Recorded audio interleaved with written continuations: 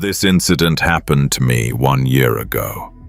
Our final exams were coming up, and I still needed to do a lot more preparation. Usually our school's library would close by 5, but because of the exams, the school decided that the library would be kept open until midnight so that if kids wanted, they could stay to study and prepare for the exams. My house wasn't far away from the school. So instead of studying at home, I preferred studying in the quiet, calm library and mostly prepared for the exams there. That day I left my house at 6 o'clock and soon reached the library to prepare for the exams. I was so absorbed in studying, I didn't realize that it was now 10 o'clock. I had never stayed in the library for that long. Usually I would be on my way home at around 8, even at 8 o'clock there would be at least some students in the library, but at 10 there was absolute silence. I only had about 10 to 15 minutes of work left, so I decided I'll just finish this quickly and then return home. I was completely lost in my work when I heard someone limping foreign books and ran out of the library. There's a very long corridor outside our school library. At the end of that corridor, when you turn right, you'll find the school exit door. I went through the corridor and was quickly getting near the exit when I saw a woman standing at the end of that corridor. I didn't know who she was, but as I got nearer, I felt more and more uncomfortable. I got so uncomfortable that I called out, "Who's there?" as soon as I said that she was gone.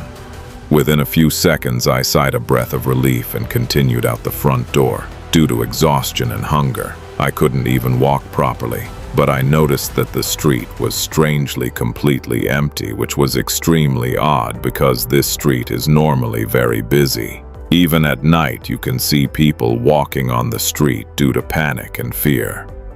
I kept looking at the ground while walking.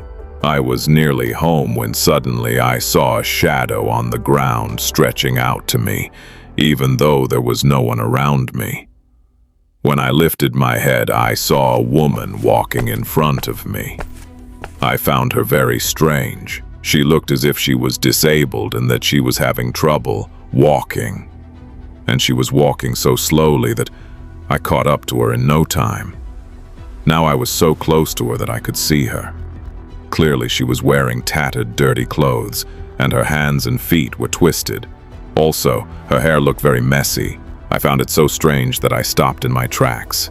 My gut was telling me over and over not to go any closer to this woman. I didn't even have the courage to overtake her and walk on. I was frozen. I couldn't utter a word due to shock. My brain went numb. I didn't know how to answer her strange question. Fear. I pointed far, far away to the woman over there. Just wanted her to go away. She limped to where I had pointed to her, and she walked so far away that I couldn't see her anymore. I was terrified at the thought that she might appear in front of me again. So I ran as fast as I could. At that point, my brain couldn't think about anything else other than finding someone who could help me, a car or a person or anyone. And then at that moment, I heard that woman screaming from far away. She is here after that. I remember nothing when I became conscious. I found out that my neighbor found me, passed out on the ground, and he brought me home. I found this out from him that in 1998 there was a 32-year-old woman named Agatha. She had a 10-year-old daughter who also went to Eden Hill School one day while playing with her friends. She had an accident and died.